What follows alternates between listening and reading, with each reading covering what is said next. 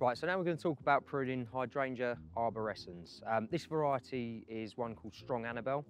They're a really beautiful hydrangea, produce massive, great big heads of flower in the summer, sometimes up to the size of a football. And we prune these slightly different to our other hydrangeas. What we actually do is we actually cut these all back to about 10 inches. So again, like with the other hydrangeas, don't panic. It's very hard to get it wrong. But these will actually produce about 3 to 4 foot of new growth. So it's really important that we prune those right back, ready to resprout in the spring. So what we're going to do is cut one stem back first and then use that as your template to work around the plant.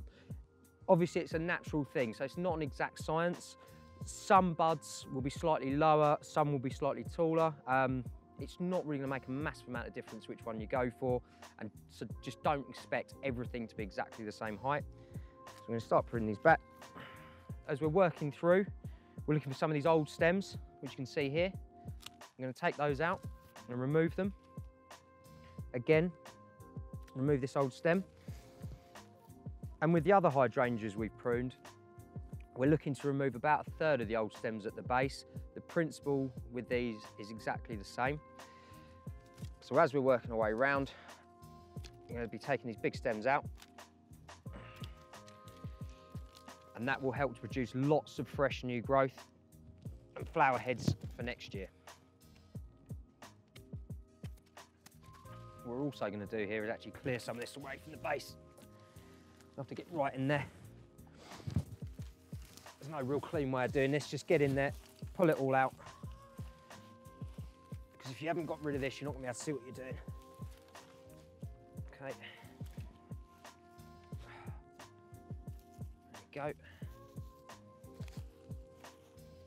The other thing that removing all this stuff from the base is going to do is going to help light get to the base of the plant, and that's actually really important for all these new buds that we want to come through. As we start to take this out, we actually notice that some of these stems have started to layer. So again, we spoke about this earlier. If you want to, you can actually cut these stems off and plant them, and you'll have a whole new plant. All right, so we've cleared the base out. Now we're working around just removing any of these big old stems. As I said, we're looking at about 30% or 1/3 per year.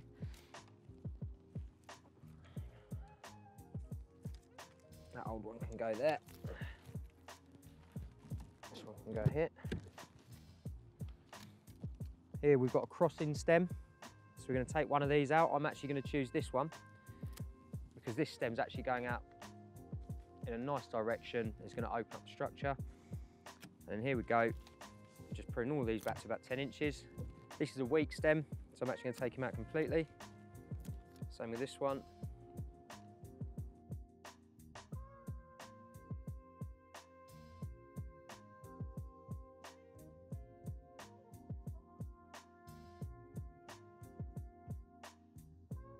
All right, so that's our Hydrangea Arborescens all pruned. You can see it's got a nice open structure. We've removed some of these old stems at the base, and we've cut back these fresh stems to 10 inches, ready to shoot in the spring. We don't need to do anything else to this plant. We're going to leave it, and we'll get a lovely display for the summer.